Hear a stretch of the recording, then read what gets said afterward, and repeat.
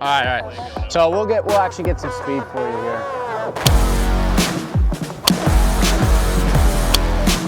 We're approaching like 3-wood height here. So, you know, occasionally you still try to fairway find it and pound it. Carry 331. That's going to be go. useful.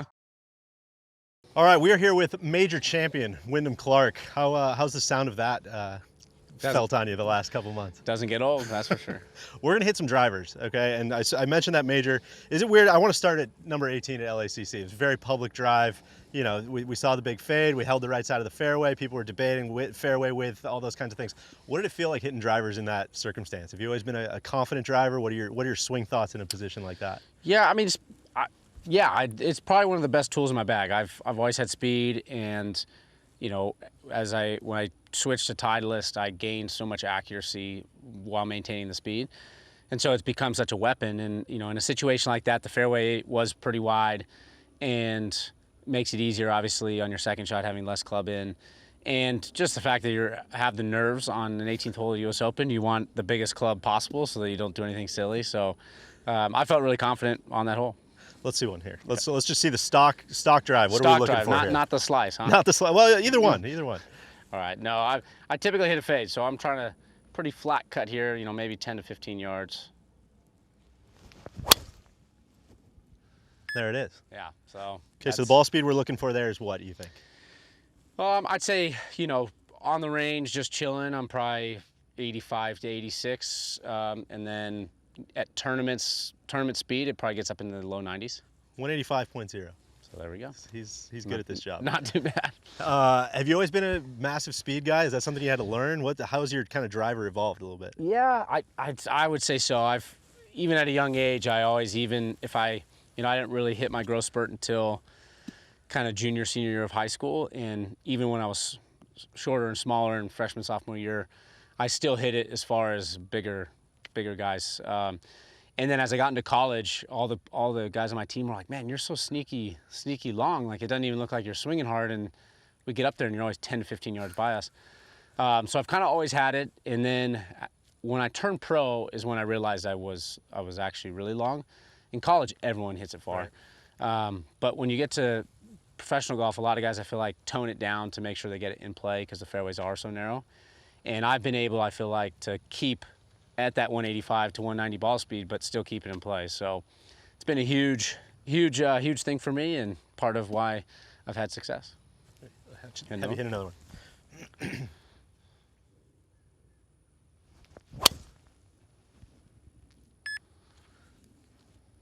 Oh, we're creeping up, 185.1.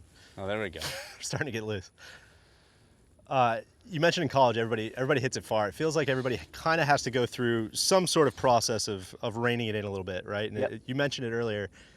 Looking at your stats last night, it seems like accuracy just jumped way up this year. Is that a swing change? Is it an equipment thing? Is it what was that process like? Well, it's two things. Two things would be, first off, equipment. I switched about a year and a half ago, almost 2 years now, to Titleist. And just by doing that, my both irons and driver, my distance went up and my accuracy went up significantly. And I went from being like 180 in strokes gained approach, which is terrible, to, and I think now I'm in the top 50 in strokes gained approach. So made a huge jump.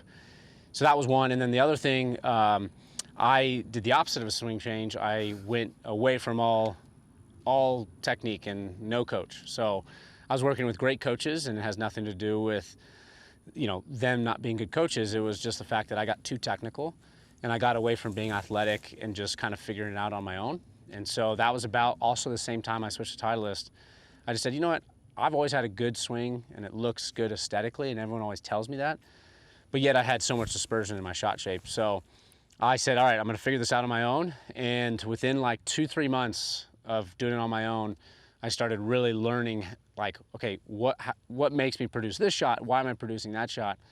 And I just started building so much confidence in myself that I can produce any shot I want, and my swing is good enough, and I don't need someone to tell me, hey, you need to do this or work on this and critique this. So those have probably been the two biggest changes. What does that feel like? I mean, are you really out there? Like, obviously you know your golf swing, you know, inherently, but Are you hitting, like, trying to solve for different ball flights, trying to figure out, okay, maybe this was this, you know, my elbow was doing this, maybe this is swing path. What is, so like anytime I like, show up to how dark did it get? I mean, well, yeah. So what would happen is I would like, let's say I'd step up on a fairway that's wide open, and it's like, okay, just swing.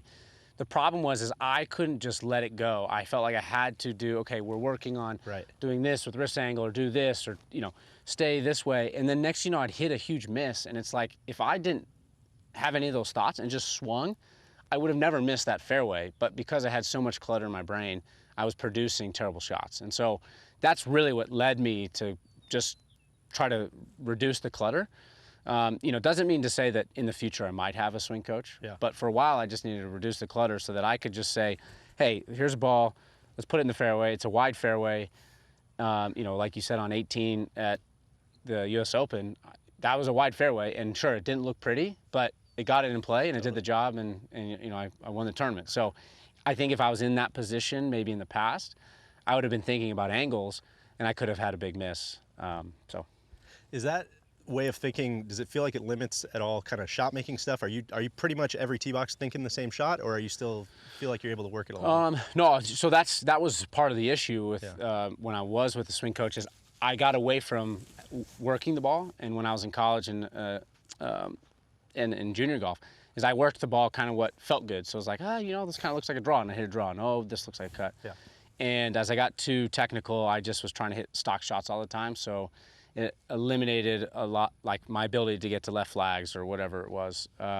So now I get to tee boxes or shots, approaches into the green, and I'm like, okay, back left pin, winds off the right. I want to work a draw in there, land it, and have it release 15 or 15, 20 feet towards the flag. I used to not think that way. Now I'm thinking golf versus golf swing. Yeah. And so when I get to a tee box, though, it's a little different just because of my speed, and I think it's really hard to work a driver both ways consistently. Totally. I just mainly hit fades.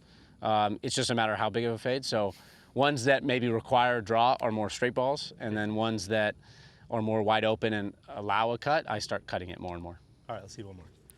Let's see the smallest cut here. Okay, smallest cut. If you'd like to draw one, please feel free. All right, we'll give you a small cut.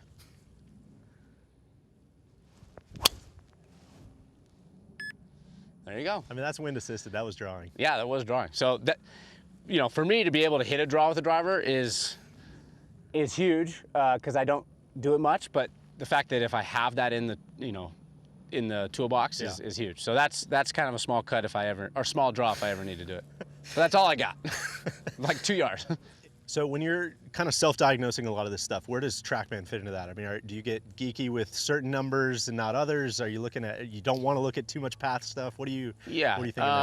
Yeah, so I don't look at much. I usually just try to look at ball speed and spin, and then maybe carry more relative to like irons and wedges. But when it comes to driver, if I am hitting the correct spin I want and the correct ball speed, I know I'm swinging good. When those numbers are off, that's when I maybe dive into more things. And my caddy was a great player and understands the golf swing pretty good. So he might be back there thinking, all right, hey, we're hitting down on it more than we normally are, or we're swinging a touch more left. So then I just know, okay, I know that, and then I go to my feels of, okay, so I'm swinging a touch left, touch down. Okay, I probably need to open up and swing more out to the right, and now I flatten out the cut and get the numbers right. Let's see another one here. Which one do you want? What do you like? What do you like to hit? I mean, let's get a little out there. I have kind of 3 drives. Okay.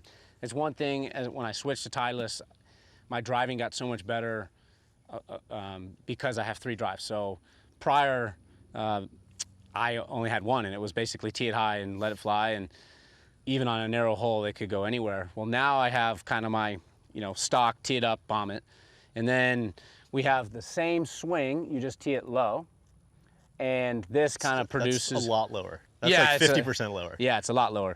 So this produces, I still swing the same speed. Okay. It typically brings ball speed down like 2 to 4 miles an hour. Spin goes up about 300-400 RPMs. And so it goes shorter, but it always cuts. And it's like anywhere from a 10 to 25-yard cut. Maybe it's not the prettiest shot, but it's a, hey, get in play. Don't want to say fairway finder, yeah, but maybe something there. It's a little bit of a fairway finder, but still with some speed.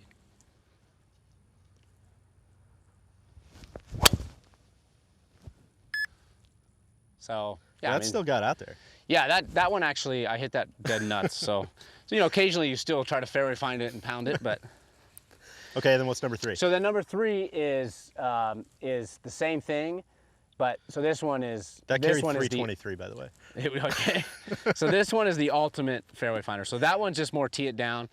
This this is almost, yeah. We're approaching like 3-wood height here. It is, and then this is like 80% speed. So this one is definitely just cruising in. So where are we hitting this, and when are we hitting this? So this is typically actually when it's into the wind. Yeah.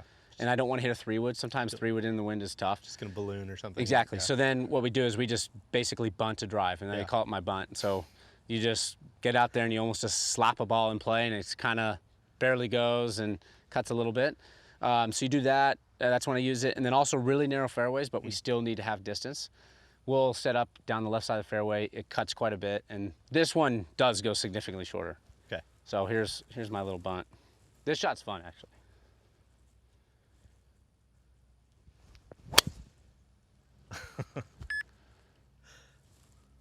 So ball speed down to 172. Yep. Let's see what our carry is. Carry 288. Yeah. So I mean, it's basically like hitting a 3-wood into the wind. So if there was no wind, my 3-wood goes about 288. So now, like into the wind, I can still hit that 280, 290 number, but with driver. So pretty nice. So you mentioned to switch to Titleist a couple times. What you haven't mentioned is that you actually switched drivers after you won the U.S. Open. So from TSI to TSR. Talk me through that process a little bit. How do you know when it's time to actually switch? Well, I don't like switching equipment. A little bit what happened, there's a little backstory on why I switched initially. What we did is we had a day where I was like, all right, let's just try everything, including the new stuff. I just want to see and compare it. And the TSR kind of beat the TSI pretty much in every category. And so I was like, all right, well, it feels great, set up, and we played it. And then now seeing the new GT, you know, first off, I'm so huge to aesthetics, and I'm very sensitive to that. And I like a driver that looks, you know, very square to open versus having a shut look. And first off, when I put this down, it looks exactly how I want, which is huge. So that's number one. And then if it can at least tie, if not beat the previous one and still looks good, then I feel confident in it. And so just working with it today, right away I jumped like 2 to 3 miles an hour ball speed, which, you know, I don't necessarily need the speed, but it's always nice to have. No one's going to say no. It's always nice to have. And then the consistency and spin on this one has been actually amazing. So, you know, I hit, when we were testing it earlier, I hit like 4 straight balls, dead center.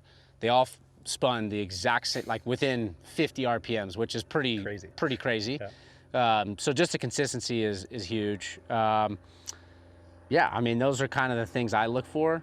Okay, well, let's do the tee high, let it fly while we got the plane going over here. So we'll actually get some speed for you here. Yeah, let's see what we've got in the tank here. Yeah, I might not be able to get to 190, but we can get maybe high 80s. So you can take this plane out.